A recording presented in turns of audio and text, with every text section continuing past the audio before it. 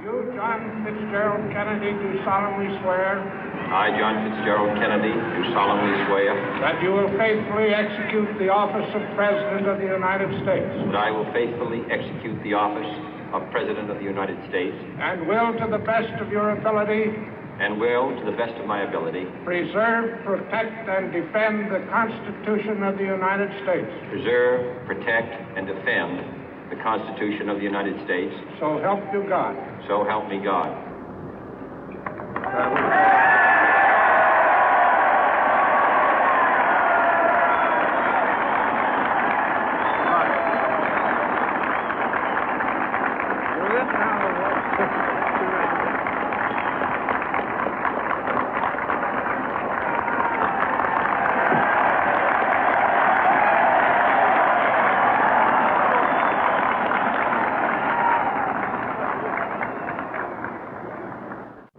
Vice President Johnson, Mr. Speaker, Mr. Chief Justice, President Eisenhower, Vice President Nixon, President Truman, Reverend clergy, fellow citizens. We observe today not a victory of party, but a celebration of freedom, symbolizing an end as well as a beginning, signifying renewal as well as change. For I have sworn before you and Almighty God the same solemn oath our forebears prescribed nearly a century and 3/4 ago. The world is very different now, for man holds in his mortal hands the power to abolish all forms of human poverty and all forms of human life. And yet the same revolutionary beliefs for which our forebears fought are still at issue around the globe. The belief that the rights of man come not from the generosity of the state, but from the hand of God. We dare not forget today that we are the heirs of that first revolution. Let the word go forth from this time and place to friend and foe alike that the torch has been passed to a new generation of Americans born in this century, tempered by war, disciplined by a hard and bitter peace, proud of our ancient heritage, and unwilling to witness or permit the slow undoing of those human rights to which this nation has always been committed and to which we are committed today at home and around the world.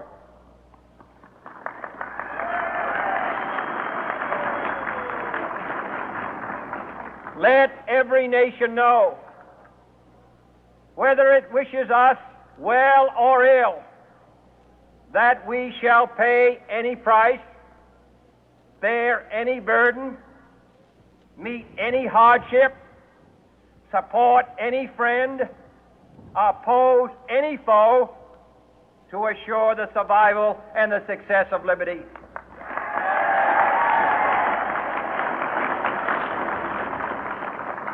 This much we pledge and more. To those old allies whose cultural and spiritual origins we share, we pledge the loyalty of faithful friends. United, there is little we cannot do in a host of cooperative ventures. Divided, there is little we can do, for we dare not meet a powerful challenge at odds and split asunder. To those new states whom we welcome to the ranks of the free, we pledge our word that one form of colonial control shall not have passed away, merely to be replaced by a far more iron tyranny. We shall not always expect to find them supporting our view, but we shall always hope to find them strongly supporting their own freedom, and to remember that in the past, those who foolishly sought power by riding the back of the tiger ended up inside.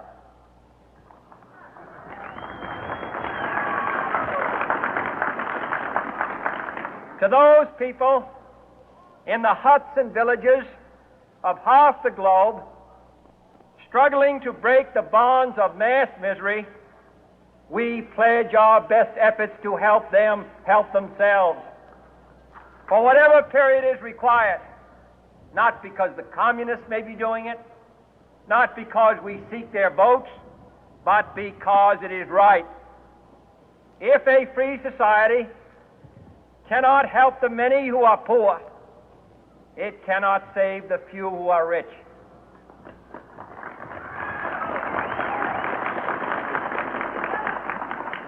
To our sister republics south of our border, we offer a special pledge to convert our good words into good deeds, in a new alliance for progress, to assist free men and free governments in casting off the chains of poverty. But this peaceful revolution of hope cannot become the prey of hostile powers. Let all our neighbors know that we shall join with them to oppose aggression or subversion anywhere in the Americas. And let every other power know that this hemisphere intends to remain the master of its own house.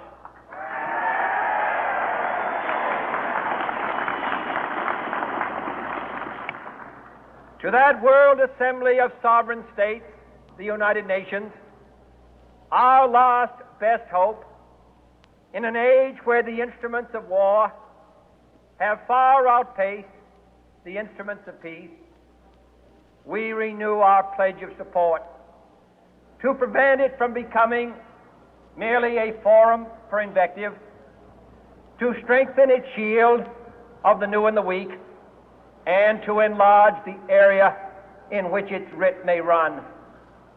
Finally, to those nations who would make themselves our adversary, we offer not a pledge, but a request that both sides begin anew the quest for peace. Before the dark powers of destruction, unleashed by science, engulf all humanity in planned or accidental self-destruction, we dare not tempt them with weakness, for only when our arms are sufficient beyond doubt can we be certain beyond doubt that they will never be employed. But neither can two great and powerful groups of nations take comfort from our present course, both sides overburdened by the cost of modern weapons, both rightly alarmed by the steady spread of the deadly atom, yet both racing to alter that uncertain balance of terror that stays the hand of mankind's final war. So let us begin anew, remembering on both sides that civility is not a sign of weakness, and sincerity is always subject to proof. Let us never negotiate out of fear, but let us never fear to negotiate.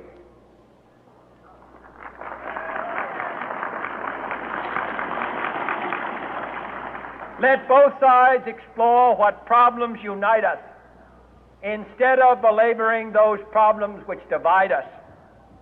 Let both sides, for the first time, formulate serious and precise proposals for the inspection and control of arms, and bring the absolute power to destroy other nations under the absolute control of all nations.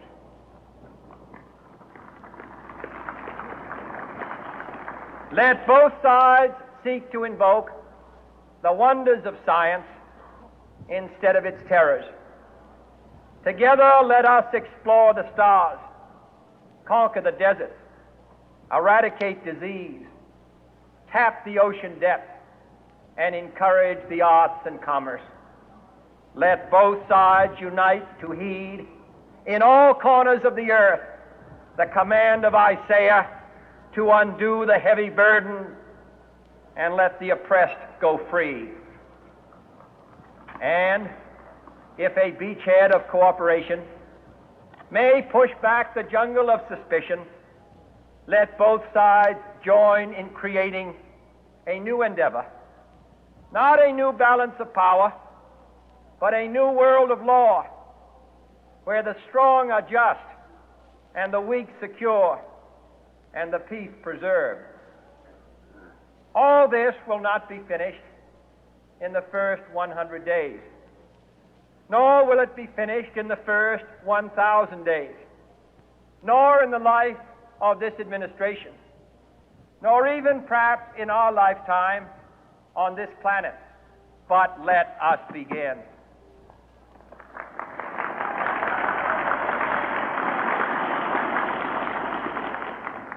In your hands, my fellow citizens, more than mine, will rest the final success or failure of our course.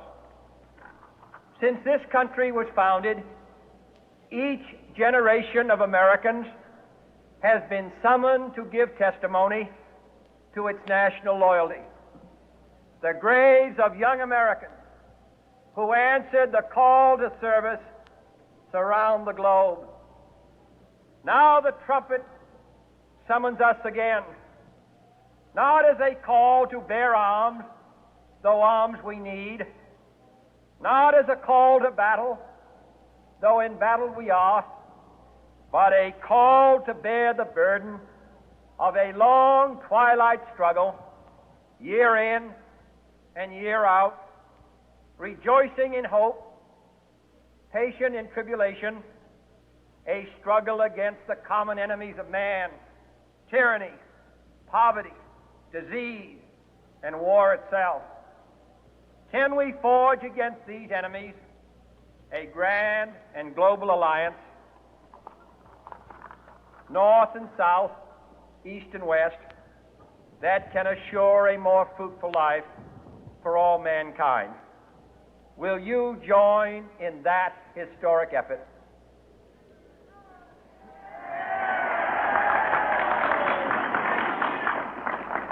In the long history of the world, only a few generations have been granted the role of defending freedom in its hour of maximum danger. I do not shrink from this responsibility. I welcome it.